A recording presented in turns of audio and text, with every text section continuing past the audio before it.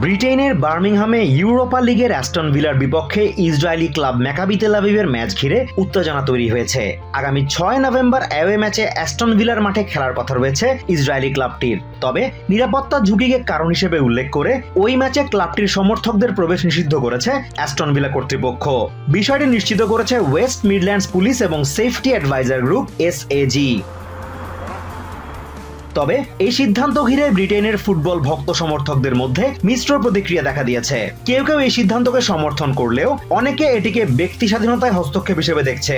Football ভক্ত Jack ডেট্রিস club কর্তৃপক্ষের এমন সিদ্ধান্তে অবাক হয়েছেন বলে জানান। Well, I'm a bit surprised because we don't usually stop people from exercising their free will, I suppose. তিনি মনে করেন ঝুঁকি আছে কিনা সেটি নির্ধারিত করে না দিয়ে ঝুঁকির বিষয়টি জানিয়ে ম্যাকাবি সমর্থকদের নিজেদের সিদ্ধান্ত নেওয়ার স্বাধীনতা দেওয়া উচিত। I mean, obviously I'm concerned for their safety, but I think it's up to them if they want to come here. Victor Adeyemi নামে এই শিক্ষার্থী মনে করেন ঝুঁকি থাকলেও খেলা দেখতে আসা না আসার সিদ্ধান্ত ভক্তদের হাতেই ছেড়ে দেওয়া উচিত। I do understand, but at the end of the day that's up to the person to decide because there's risk involved in anything. নাজির মোহাম্মদ নামে আরেক ভক্ত মনে করেন ম্যাকাবি সমর্থকদের মাঠে প্রবেশের সুযোগ দেওয়া উচিত, কারণ এটা তাদের অধিকার। I think that football should be watched by everyone. It's like a sport that everyone loves. And yeah man, I think they should. Aston ভিলার প্যালেস্টিনিয়ান ভক্ত আনাস আহমেদের দাবি গাজা যুদ্ধের প্রভাব পড়েছে ব্রিটেনেও, তাই বার্মিংহাম কোনোভাবেই নিরাপদ না। Cause the war, you know that.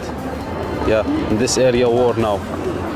I think not safe. ব্রিটেনের প্রধানমন্ত্রী গিয়ার স্টারমার ক্লাবের এই সিদ্ধান্তকে ভুল আখ্যা দিয়েছেন। তিনি মনে করেন সব সমর্থকদের নিরাপত্তা নিশ্চিত করাটা পুলিশের দায়িত্ব। অন্যদিকে ইসরায়েলের পররাষ্ট্র মন্ত্রণালয় এই পদক্ষেপকে লজ্জাজনক আখ্যা দিয়েছে। এদিকে ফিফা ও ইউরোপিয়ান ফুটবল সংস্থা UEFA ইসরায়েলের আন্তর্জাতিক ফুটবলে অংশগ্রহণ নিয়ে আলোচনা চালিয়ে যাচ্ছে, তবে এখনো কোনো চূড়ান্ত সিদ্ধান্ত হয়নি।